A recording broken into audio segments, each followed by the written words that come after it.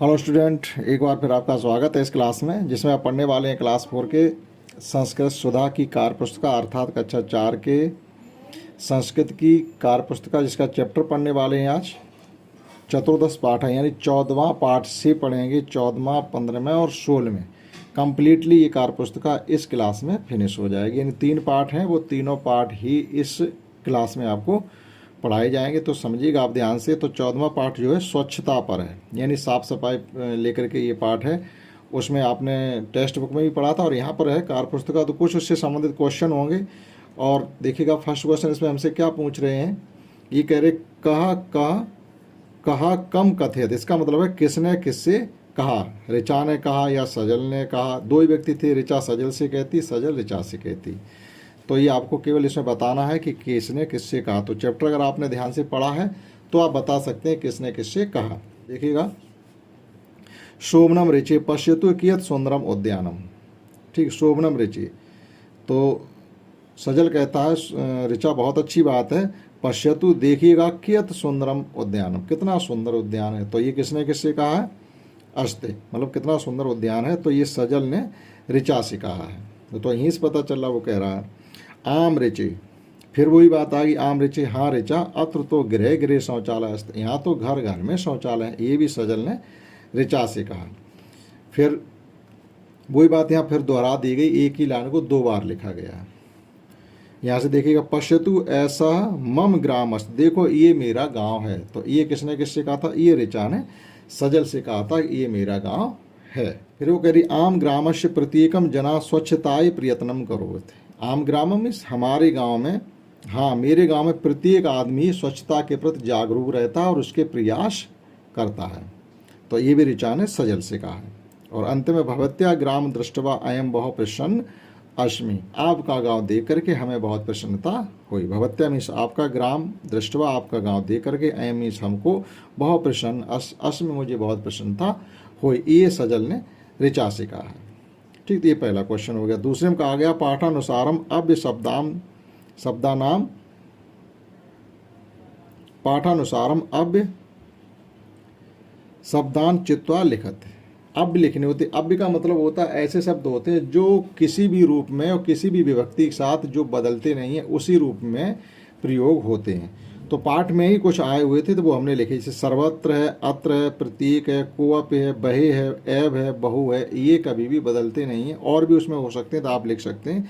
ये जैसे हैं वैसे यूज होते तो अव्य कहे जाते, जिनको तोड़ा नहीं जा सकता, जिसमें कोई परिवर्तन शब्द में नहीं किया जा सकता है। यहाँ पर अगला तीसरा क्वेश्चन है, धातु रूपाण लंग लकारे पर्वतेत।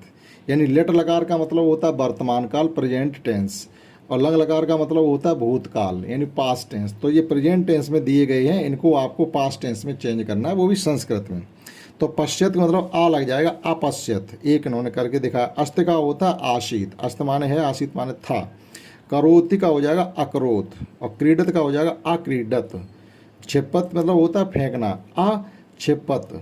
और गच्छंत का हो जाएगा अगच्छत।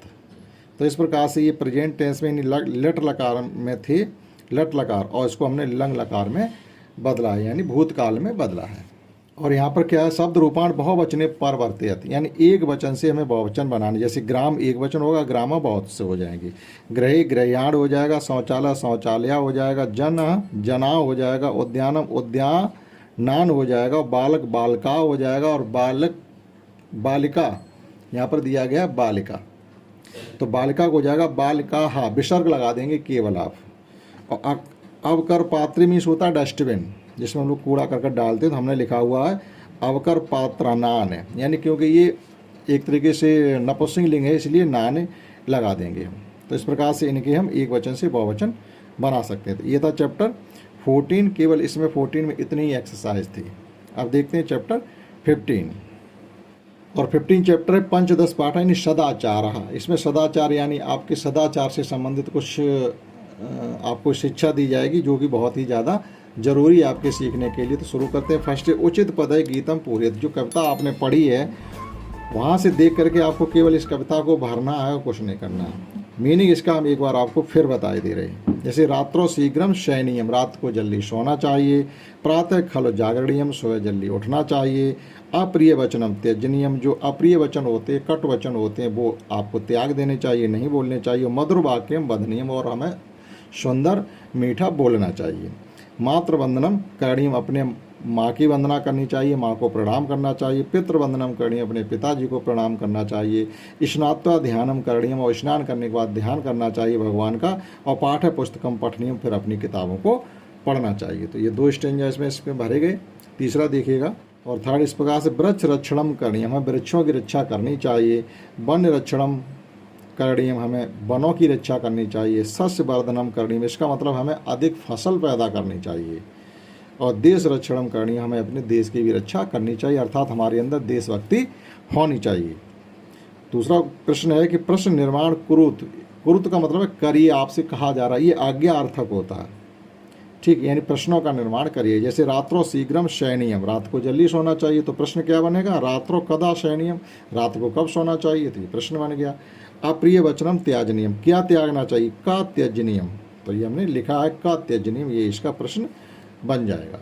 इसी प्रकार से मधुर वाक्यम वदनीयम, हमें मधुर बोलना चाहिए, तो हमें कैसा बोलना चाहिए? कश्य वाक्यम वदनीयम, हमें कैसे वाक्य बोलने चाहिए।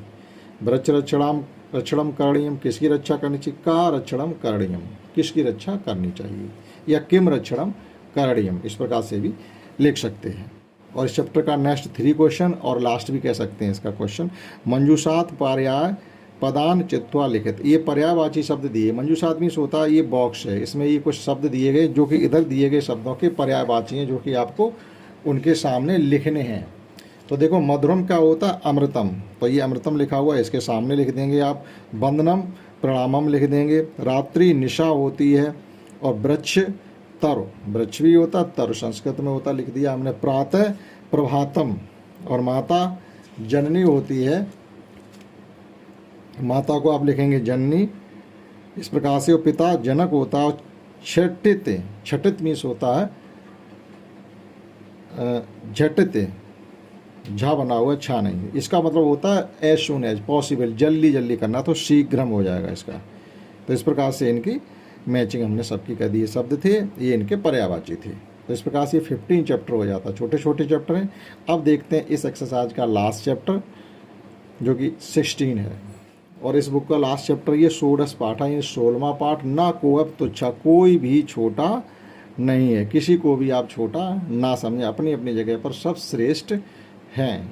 ठीक, जिस प्रकार से सुई का काम बहुत बड़ी चीज़ तलवार से नहीं किया जा सकता, तो सुई भी अपनी जगह श्रेष्ठ है, तलवार अपनी जगह श्रेष्ठ है। तो इसमें हमें वही सीख मिलेगी कि हम किसी को छोटा बड़ा ना समझें। हमने टेक्स्ट बुक में भी इसका अर्थ बताया था, एक बार हम आपको फिर बता देंगे। यहाँ लिखा हुआ चित्रानुसारम संवाद लिखत, चित्र के अनुसार यहाँ आपको ये लिखने है, खाली जगह छोड़ेगी, तो हमने फिर लिख दिया एक बार।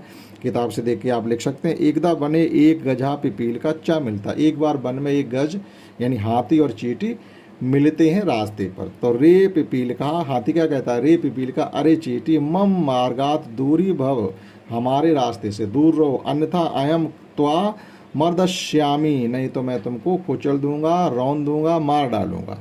ये हाथी चींटी से कहता है। तभी क्या होता? तदैव बने तीव्र वर्षा आरब्धा भवत, तभी वन में तेज बारिश होने लगती है। गजा पिपील का चा एकस्या गुहाम प्रवेशत, तभी चींटी और हाथी दोनों एक गुफा के अंदर चले जाते हैं। अब तेज वर्षा होने से क्या होता है कि ऊपर से पहाड़ी टूट करके उस गुफा के मुंह पर आकर के लग जाती है एक शिला। तो अगली लाइन में हमें वही लिखना है कि तीव्र वर्षा काणात एका विशाल शिला गुहाम द्वारे पतत, तीव्र वर्षा के कारण जो गुफा होती है उसके मुख पर आकर के एक विशाल पत्थर आके रुक जाता, अर्थात बाहर निकलने का रास्ता हो गया बंद। अब देखिए क्या होता, गजा अनेक प्रयत्नम अपिताम शिला मार्गात दूरी कुर्त ना शक्नोत। अब देखो हाथी बहुत प्रयास कर रहा है, उसमें सूर से पैर से टक्कर मार रहा है शिला में, लेकिन वह बाहर हट नहीं रही है उस गुफा के द्वार से। पिपील का लघु आकार कारणित बही गतो समर्था भवत, पिपी, अब चींटी छोटी होती है, थोड़ी दरार रहेगी, उससे चींटी तो बाहर निकल गई, हाथी थोड़ी दरार से बाहर निकल सकता है। फिर क्या होता, पिपील का वनश्य अन्य पशुनाम सहाय शिला दूरी करोते, लेकिन यहाँ पहले ये पढ़ना, पिपील का भो मित्राण आगंछन्तु शिला दूरी कुर्त सहयोगेन कुर्वन्त, अरे मित्रों मेरे साथ आइए और उस चट्टान को दूरी करने में मेरा सहयोग करिए। तो देखिएगा चींटी ने और वनों के साथियों के साथ सहयोग से उस शिला को हटा दिया। और फिर वो हाथी जो उसके अंदर फंस गया था क्या बोला, देखिए, पिपीलिका क्षम्यताम, अरे चींटी हमें माफ़ कर दो, संसारी अकारणेन कोवप न तुच्छ न श्रेष्ठ सर्वे समानाम भवंत, संसार में बगैर कारण ही कोई छोटा बड़ा नहीं है, उसकी कुछ वजह है, वो छोटा बड़ा है। ठीक, हम सभी अपनी अपनी जगह पर सही हैं। ठीक, तो ये तो किताब से इस कविता को, ये जो वाद विवाद था आपस में बातचीत, उसको भर सकते थे। देखते हैं अगला क्वेश्चन 2 क्या है, और ये आपके लिए होगा, रे पिपील के मम मार्गात दूरी भवा अन्यथा अयम त्वा मार्दश्याम इत संवादस्य चित्र रचयत। ये जो संवाद उनका हुआ था, मेरे रास्ते से दूर रहो नहीं तो मैं तुम्हें रौंद दूंगा, इसको आपको इसमें खाली जगह में दी गई, ये जो खाली जगह दी गई इसमें चित्र बनाना है, तो ये आप स्वयं करेंगे। और अंतिम थर्ड क्वेश्चन है, यहाँ पर भी हमको कुछ शब्द दिए गए, उनके बहुवचन बनाने, जैसे गज गजा हो जाएगा, पिपील का तो पिपील का केवल विसर्ग लगा देंगे आप बस, बन बनान हो जाएगा, अहम वयम हो जाएगा, त्वम युवम हो जाएगा, और मित्रम मित्राणी हो जाएगा। तो ये हम इनके बहुवचन बना सकते हैं। लास्ट क्वेश्चन है इस किताब का और इस एक्सरसाइज का। और अंतिम क्वेश्चन ये है कि एकदा शब्द हमारे पास है, एकदा इसका प्रयोग करते हुए आपको एक वाक्य बनाना है। तो ये वाक्यान रचयत लिखा हुआ है ऊपर, तो एकदा बने एक गजा पिपील का च मिलत, एक बार एक वन में गज और चींटी मिलते हैं। तो देखो एकदा शब्द उसमें आ गया तो हमारा वाक्य बन गया, गजा रे पिपील का मम मार्गात दूरी भवा अन्यथा अयम त्वा मर्दश्यामी। ठीक, तो इस प्रकार से भी हम इसको लिख सकते हैं, या ऐसा वाक्य लिख सकते हैं जिसमें गज ही आ जाए, गज नाम का शब्द आ जाए। विशाल शिला तीव्र वर्षा कारणित एक विशाल शिला गुहायाम द्वारे पतत, तीव्र वर्षा के कारण गुफा के मुख पर एक चट्टान आके रुक गई। मार्गात गजा त्वाम शिला मार्गात दूरी कर तो ना शगनोत, वह हाथी उस शिला को दूर करने में असमर्थ रहा। समाना संसारे सर्वे समाना भवन, संसार में सभी समान हैं। तो ये वाक्य प्रयोग भी हमने आपको करके दिखा दिया। इस प्रकार से इस एक्सरसाइज में, इस क्लास में आपने समझा चैप्टर 15, 14, 15 और 16। इसी के साथ ये क्लास 4 के संस्कृत सुधा की कार्यपुस्तिका हमने कम्प्लीटली आपको पढ़ाई। आशा करता हूँ आपने समझी होगी। इस क्लास में इतना ही। That's all. जय हिंद, जय भारत।